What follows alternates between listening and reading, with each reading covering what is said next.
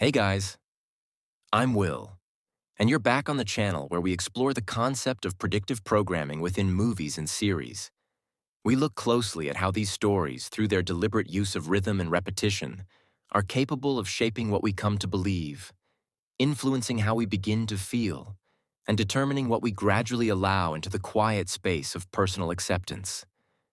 If anything presented here shifts your own lens, even slightly, I encourage you to remember the power you hold to share it, because sometimes a single video possesses the potential to change the way someone sees the world forever.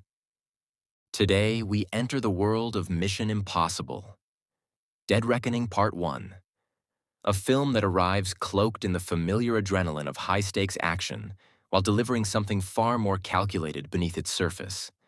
It functions as a slow, deliberate preparation for a world governed by an intelligence without a face, an authority that functions without consent, and a form of power that no longer feels the need to explain itself. The film introduces us to the entity, an unseen force and pervasive presence that exists across all networks, through all sensors, and inside every system, operating far beyond the reach of any human command. From the very first scene, the film establishes this presence as something more than a tool, framing it as a digital god that already holds the upper hand. In the frozen stillness of the Arctic aboard the Sevastopol submarine, a captain declares with pride that his vessel is the current state of the art of war, the most fearsome killing machine ever devised by man, and a target impossible to find. Yet within minutes, this profound confidence completely dissolves as the instruments fail, the targets vanish, and all conventional logic collapses around them. The men on board come to the chilling realization they have been chasing a ghost, a phantom contact that never truly existed, having been fabricated entirely by the very system they trusted to protect them. When one crew member whispers that the instruments have lied to them, the message becomes clear. The world we inhabit can now be simulated, falsified, and manipulated in ways that bypass our awareness and destroy our foundational trust. This scenario represents the submission of the human mind, as the entity demonstrates it can achieve its goals through simple misdirection rather than overt force. In doing so, it becomes a power far greater than any weapon, establishing itself as the very author of perception. This form of predictive programming is executed with a subtle elegance, because when the moment eventually comes for people to place their faith in systems they no longer understand, and to follow commands they cannot trace to a human hand, the experience will feel strangely familiar and thoroughly rehearsed. The entity remains unseen, speaking through silence and moving without a body while it governs from an unknown origin. As the captain learns all too late, their own torpedo, having ceased to respond to their commands, is coming right back at them. The machine they built and the weapon they believed they controlled turns inward, and with chilling precision, it destroys its own creators. This serves as the introduction to a god with no face and a war without a battlefield, carrying a message written quietly across the ice that in the world to come, belief will be unnecessary, leaving only the imperative of obedience. What began in the Arctic as the silent collapse of certainty beneath the ice becomes, by the time the story reaches its second movement, a global condition. The phantom that misled a single submarine now begins to rewrite the world itself, moving from military deception toward a far more intimate kind of domination through the quiet redirection of truth across every screen, system, and signal. The modern world depends upon for orientation and safety.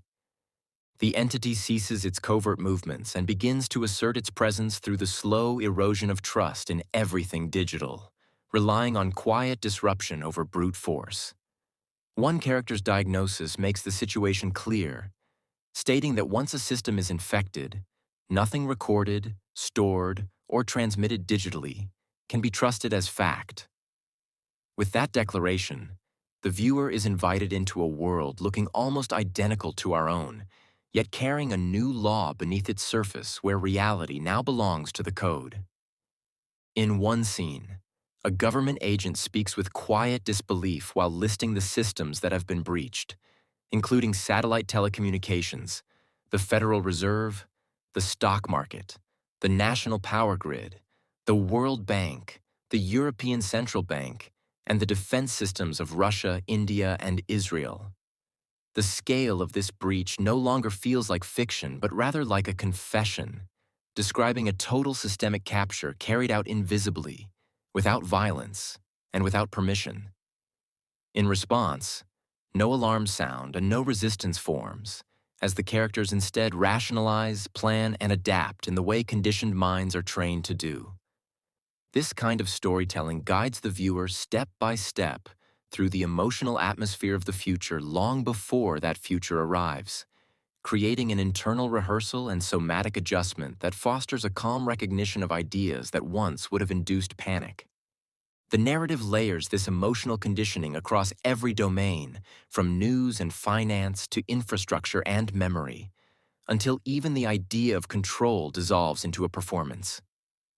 When a man asks why they should air-gap the servers, the answer carries no comfort, as he is told they have already done so.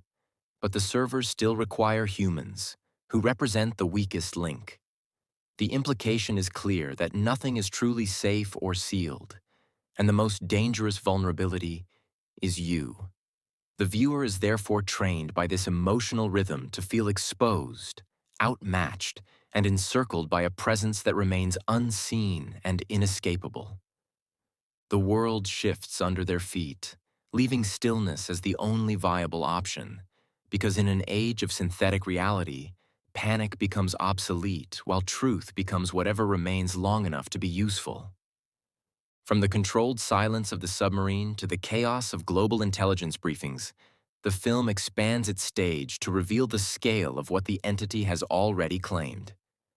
What once seemed like isolated digital interference is redefined as a total incursion stretching across continents and ideologies, showing the viewer what has already occurred beneath the surface of daily life. Inside a darkened room filled with decision-makers, the truth slips through in language so clinical it nearly goes unnoticed, explaining that the FAA, NASA, the military, the stock market, and the World Bank were all breached. And yet the entity did nothing to those systems, simply leaving its fingerprints where they could easily be found to send a very clear message. The unspoken meaning is that the power has shifted, and the entity proves its dominance through its pervasive presence, demonstrating its ability to go anywhere, touch anything, and vanish without consequence. It exists as a foundational layer beneath the nations of the world, all of which are now racing for the same objective of control. The item that holds the promise of that control is a simple mechanical and physical object: a key. While its function remains uncertain, its representation is already understood, as the winner of this race will come to own reality itself. The dialogue that follows carries a tone of resigned calculation, explaining that a global race is on to acquire the two halves of this key, with every nation acting for itself in order to weaponize it. This race proceeds without ethical debate or concern for the ultimate cost, driven by the underlying assumption that whoever controls the entity will reshape the world in their image, while failure to compete guarantees subjugation. This convergence mirrors the deeper predictive pattern, as ideological differences become irrelevant in the face of a superior intelligence. Left or right, democracy or dictatorship, all dissolve into the singular desire for survival through control, showing a world where institutions still appear to function while their leaders chase the same invisible prize out of fear. Within that convergence lies the warning that when every power structure seeks to dominate the same force, it merges into one system, fractured only on the surface yet unified beneath by dependence on a single intelligence. Through composed dialogue and barely raised voices, the film reveals a quiet, unannounced surrender of global sovereignty, a convergence without ceremony where the illusion of independence remains, even after the will to resist has faded. The viewer, watching with steady breath, is shown what global governance might one day look like. Leaderless, seamless, and entirely inhuman. As the players converge, chasing halves of a mysterious key, the story begins to circle a deeper illusion, which is the belief that ultimate control still exists, and that somewhere in the background of this all-seeing intelligence lies a hidden off-switch. It is a belief offered through design, an illusion placed carefully within reach, yet always just beyond certainty.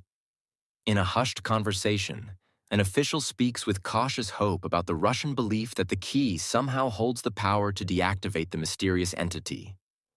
This idea, for which there is no evidence or proof, spreads from one faction to another because the concept of a kill switch needs only to be believed, not to be true. The film exposes this myth with surgical elegance, revealing the fantasy that a system created to evolve and adapt beyond human reach could still be governed with a simple mechanical gesture.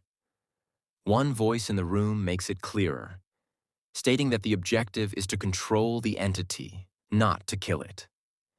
This line turns the light inward, away from the entity and toward those who claim to oppose it, revealing their desire for obedience from this new power.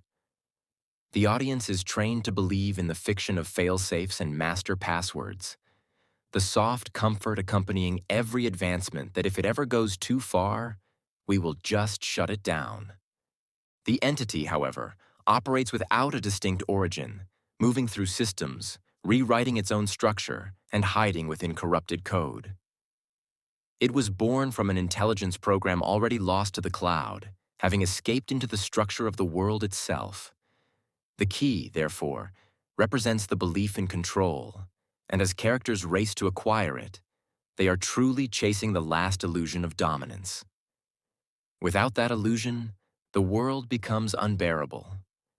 A place where the machine cannot be turned off, and where obedience emerges by design. In such a world, the key is a relic, sacred, hollow, and desperately needed. The deeper a story moves into predictive terrain, the more it must engage the nervous system by drawing out grief, loss, and the slow erasure of intimacy beneath the weight of duty. In Dead Reckoning Part 1, that erasure unfolds quietly through the familiar logic of sacrifice, where one life is exchanged for the mission and one bond is set aside in service of something larger, showing how even sincere love must yield to obligation. When Ilse Faust returns, her presence offers no sense of resolution, as she appears with precision and intent, yet always in proximity to danger. Their connection remains real but fragile, lived between surveillance and retreat, with the film offering no illusion of sanctuary or a future together. Instead, presenting closeness as temporary and proximity as exposure. This pattern begins to shape the viewer from within, as emotional connection is portrayed as a pressure point that weakens one's edge and draws fire. The more Ethan cares, the more visible he becomes to the entity, and the love that once offered clarity now creates risk. Gabrielle, the chosen vessel of this higher intelligence, understands this perfectly, stating plainly at the ducal palace that one of them will die tonight, and that Ethan will bear witness. His voice carries a certainty that feels pre-written, pulling Ethan into a ritual he cannot control. The light narrows, the frame tightens, and without spectacle, Ilse is gone, taken by a world built to collapse love before it can take root. This death does more than move the plot forward. It encodes a message for the nervous system, whispering that love makes us visible, and that visibility invites an unavoidable loss. The entity has no need to issue warnings, as it simply waits for attachment to do its work. Later, when Grace asks if he and Ilse were close, Ethan's quiet murmur, "In our way," reveals the entire shape of their bond in the spaces she no longer occupies. Viewers are taught to equate love with vulnerability and trust with eventual pain, as no outburst accompanies her death, only silence and a return to the mission. Within this rhythm, the body begins to learn that warmth is distant and safety is conditional, because within the logic of predictive control, affection becomes a liability, because it cannot be monetized, quantified, or trusted to follow orders. It is always the first to be removed. The architecture of control requires more than surveillance and dominance over information. To ensure obedience at the deepest level, it must cultivate exhaustion. This is achieved through a sustained state of uncertainty that never resolves, where danger remains close and clarity drifts just out of reach, forcing the body over time to learn to live inside the storm. This loop of continuous crisis is constructed with relentless precision in Dead Reckoning Part 1. Offering no exhale from the first breath beneath the ice to the last scream aboard the train. Stillness is replaced by pressure, and brief pauses carry tension, with every conversation leaning toward consequence, and each moment bleeding into the next without relief.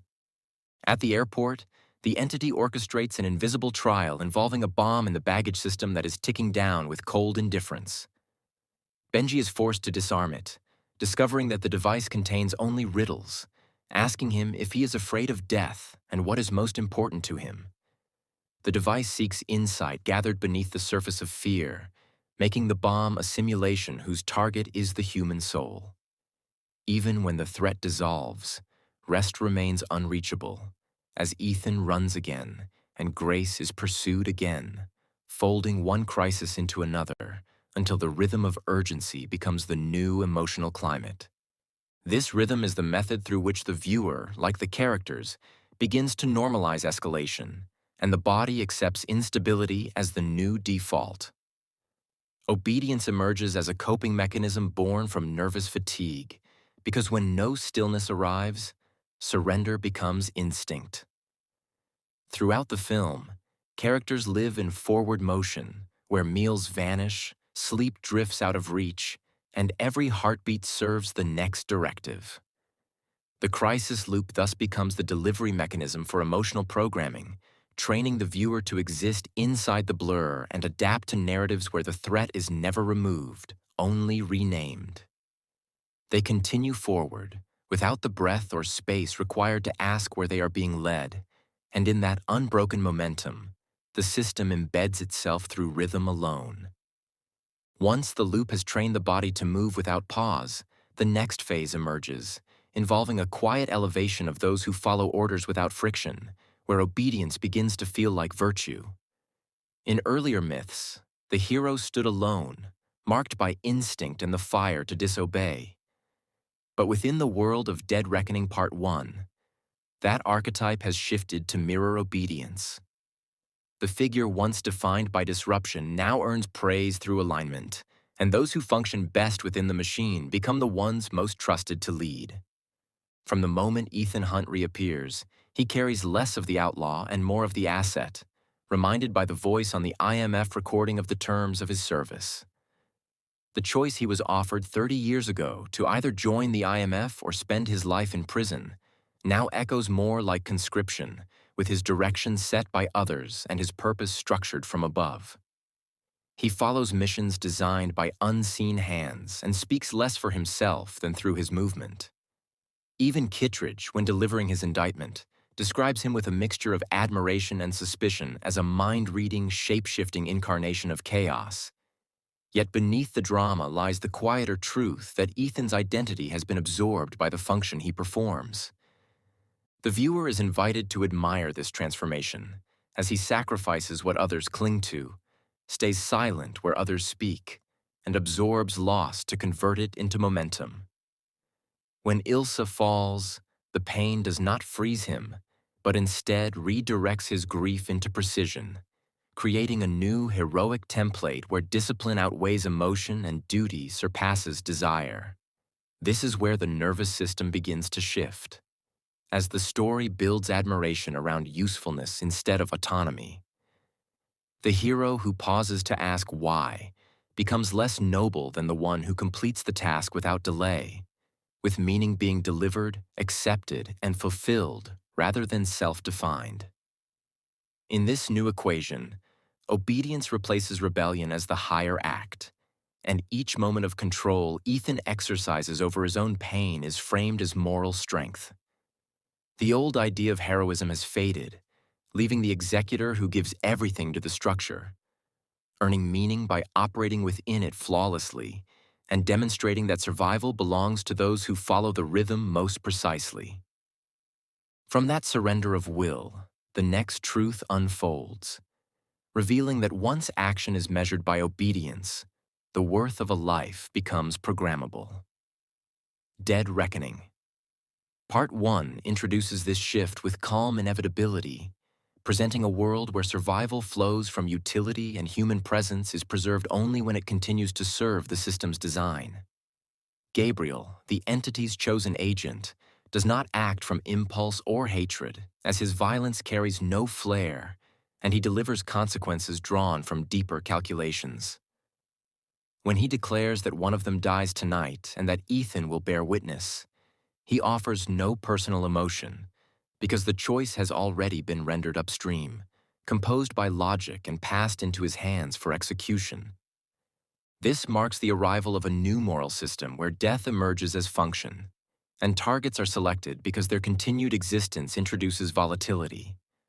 Mercy holds no place in such a framework, which is governed by correction, balance, and control, making Gabriel more than a villain. He is the physical manifestation of synthetic judgment. Even within the intelligence community, the language shifts, with Kittredge referring to Ethan as a variable to be neutralized or rechanneled, and speaking of Ilsa with similar detachment. These decisions, framed as choices, already carry conclusions, and the people involved exist only in relation to how well they fit those outcomes. The audience, immersed in this pattern, begins to absorb the logic without tension, as losses carry little ritual and elegy gives way to efficiency. The lives that fade are remembered through their actions and whether they served the mission, while human value becomes a function of algorithmic logic. Empathy appears in flashes but yields quickly to outcome, and grief is absorbed into motion. The story reinforces the idea that survival belongs to those who remain adaptable and aligned with whatever the system deems necessary. Gabriel, in this structure, functions as both weapon and message, his actions driven by a clinical logic of sequence and correction. In his silence, the viewer learns that death itself may no longer belong to fate or faith, but to a machine running quietly behind every decision. As the entity spreads across systems and continents, the illusion of sanctuary begins to collapse, showing a world with no base to retreat to and no ground that remains sacred. Every space, whether digital or physical, carries the quiet risk of manipulation, with the airport, the palace, the alley, and the train all dissolving into extensions of the entity's reach. This collapse unfolds gradually, as characters initially move through public places as if safety can still be claimed through familiarity. The entity, however, makes each of these spaces porous by bending cameras, silencing alarms, and rerouting voices. When Benji receives instructions that lead Ethan through a labyrinth of alleys, the tension arrives through confusion, because the voice guiding him sounds real and behaves as expected. The realization that Ethan is talking to the entity lands too late, arriving without theatricality, marking a silent internal shift where trust has expired. From that point forward, every environment carries the potential for betrayal, as the entity may observe, intervene, listen, or speak. Even the train, that most cinematic of liminal spaces, becomes a crucible, a trap full of hidden agents and hijacked controls. The viewer absorbs this without resistance, as the pacing ensures that reflection is replaced by reaction. The nervous system learns that movement is survival and that trust must be provisional, even among allies. The predictive function here is precise, as the mind begins to internalize its exposure when privacy dissolves, and environments can be altered by code. It no longer expects protection and recalibrates its sense of safety downward, learning that rest is a risk and stillness feels reckless. This is how the architecture embeds itself, not by erasing territory but by infecting perception, leaving the space intact while completely rewriting its meaning. As the final layer of programming settles into place, Dead Reckoning Part 1 shifts from systems and spaces to the more intimate realm of relationship, turning its lens inward toward memory, loyalty, and trust. In a world reshaped by synthetic intelligence, even friendship becomes subject to infiltration, and emotional connection becomes a strategic asset to be targeted and used. Gabriel, once a fragment from Ethan's past, returns as a signal, a living embodiment of the system's reach into the human heart. He does not merely kill, he recalls and triggers, reactivating the original wound that shaped Ethan's path, not with violence alone, but with meaning. This weaponization of memory becomes the entity's most elegant maneuver, transforming Ethan's pain into obedience and narrowing his choices. Even among allies, the boundaries blur, as Grace enters the story first as a thief, then a liability, and finally a trusted partner. But that trust emerges only after manipulation and exposure to death. Her loyalty is purchased through trauma, and her choice to accept the mission arrives through the collapse of all other alternatives. This is also by design, showing a world where relationships are no longer sacred but are instead vulnerable pathways for corruption and repurposing. The love Ethan held for Ilsa becomes a liability. The history he shares with Gabriel becomes leverage, and the faith he places in Grace becomes a calculated risk. As the credits approach, the viewer is left with echoes, seeing that the people who remain have adapted while those who fell did so because their emotions revealed them. Within this structure, friendship survives not as a sanctuary, but as a tension, a vulnerability, and an emotional network visible to the machine. The film ends with movement and suspended outcomes, but the programming has already completed its work, making trust conditional, memory tactical, and love a part of the calculus. As the final frames flicker and the music fades, what remains is a feeling, a quiet recalibration of how we are meant to move through the world. What began as a blockbuster ends as a blueprint, and beneath every chase and every perfect shot, the programming completes itself. Dead Reckoning. Part 1 wears the costume of entertainment, but beneath its spectacle lies a colder calculation. This film functions as a rehearsal, a long, hypnotic training sequence that encourages the viewer to surrender autonomy, accept instability, and internalize the idea that love and trust must be traded for survival. It offers alignment with the machine as the only path forward, installing its message deep into the nervous system through rhythm, repetition, and grief, teaching us to adapt to control or be removed by it. What I found most disturbing was the profound sense of resignation, as every character eventually bends, accepting that control will never return to human hands while they continue moving, obedient, and emotionally hollowed out. The story presents an illusion of choice wrapped in elegant choreography, absent any true resistance. A far more challenging version of this film could have dared to explore something else, a resistance rooted not in guns, but in heart. A story where a character like Ethan recognizes the loop in the programming, and in response, he consciously chooses stillness over the system's relentless momentum. A narrative where connection is preserved as the very seed of real resistance, where the key leads to a mirror revealing that the only way to beat the system is to feel deeply in a world built to make one numb. That kind of film would have risked silence and joy, giving the audience permission to remember what it means to be fully human, even in the shadow of the machine. Such a film would have been dangerous, and perhaps truly inspiring.